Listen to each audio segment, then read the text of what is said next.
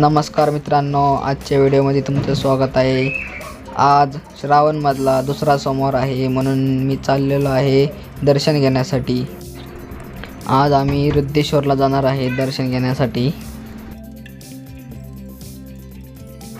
मित्रांनो, व्हिडिओ शेवटपर्यंत बघा, कारण तुम्हाला आज दर्शन भेटणार आहे, त्याच्यामुळे व्हिडिओ शेवटपर्यंत बघा। आणि चॅनलवर नवीन असाल तर चॅनलला सबस्क्राइब करा आणि व्हिडिओला लाईक करा।